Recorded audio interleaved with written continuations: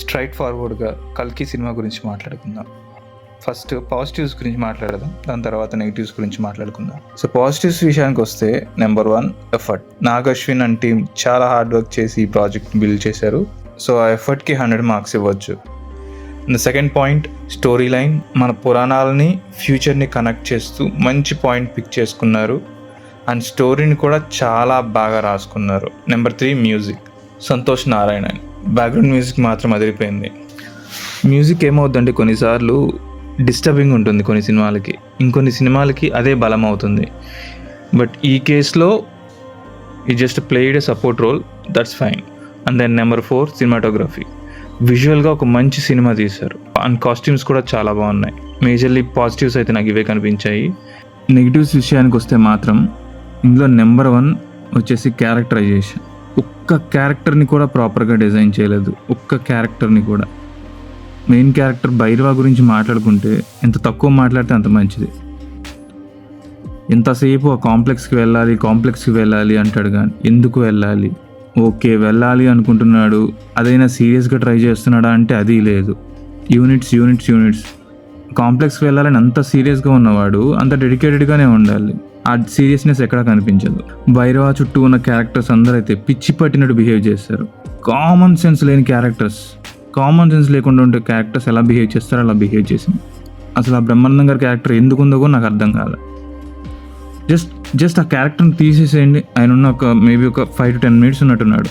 ఆ క్యారెక్టర్ తీసేయడం వల్ల సినిమాలో ఎక్కడైనా ఆగిందా? స్టోరీ లైన్ ఎక్కడైనా డిస్టర్బ్ అయ్యిందా? I don't see.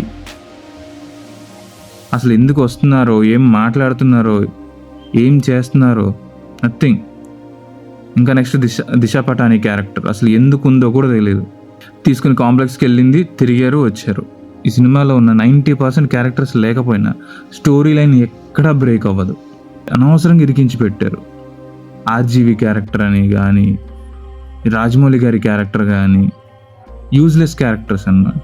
ఏదో క్యామియోస్ కూడా స్టోరీ లైన్లో ఒక పార్ట్ అయి ఉండాలి కదా. జస్ట్ ఏదో అతికించి పెట్టినామో హైప్ కోసమో అనుకుంటే దట్ కిల్డ్ యాక్చువల్ స్టోరీ.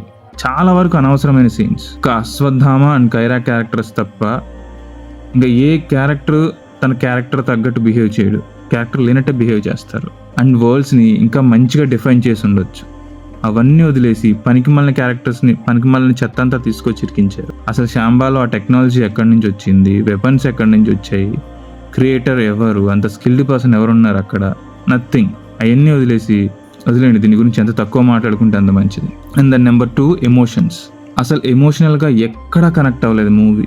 ఒక్క క్యారెక్టర్కి ఎమోషనల్ డెప్త్ లేదు. జస్ట్ హై మూమెంట్స్ అక్కడక్కడ తగులుతాయి అంతే. Number 3 lengthy story.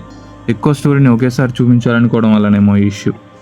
ఈ కాశీని, శాంబాలా అండ్ కాంప్లెక్స్ని సపరేట్ మూవీస్లా ప్లాన్ చేసుకుని కనెక్ట్ చేస్తుంటే బాగుండేది. మహాభారతం సీక్వెన్సెస్ గురించి అయితే చెప్పాల్సిన అవసరం లేదు. అర్జునుడు క్యారెక్టర్ వచ్చి సీరియస్గా డైలాగ్స్ చెప్తుంటే థియేటర్లో నవ్వుతున్నారు జనాలు అంటే అర్థం చేసుకోండి. ఇంకా భైరవ రివీల్ సీన్ గురించి అయితే చెప్పాల్సిన అవసరమే లేదు.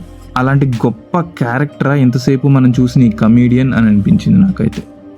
ఆ ఇంట్రో సీన్ అయితే, ఇంకా భైరవ ఇంట్రడక్షన్ సీన్ అయితే నాకు లేచి వచ్చేద్దామని అనిపించింది థియేటర్ నుంచి.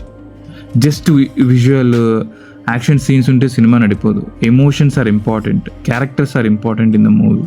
ఎనీవే మార్వెల్ ఇన్ఫ్లుయెన్స్ అయితే చాలా ఉంది మూవీ మీద. జస్ట్ యాక్షన్ సీక్వెన్సెస్, వ్యూస్ కోసమే చూడొచ్చు ఈ సినిమాని. అంతకుమించి సినిమాలో ఏం లేదు. బాగా ఫ్రస్ట్రేటెడ్ అయి చెప్తున్నా ఈ మాటలన్నీ. నాగ్ అశ్విన్ మహానటి చూసి ఇంత మంచిగా తీసాడు సినిమాని. స్టోరీ లైన్ కానీ, క్యారెక్టర్ డెప్త్ కానీ, ఎమోషన్స్ కానీ, creating, cinematography, everything top notch ఉండే. మాకు సినిమా తీయడం రాకపోవచ్చు కానీ చూడడం బాగా వచ్చు. That's it guys, thanks for watching.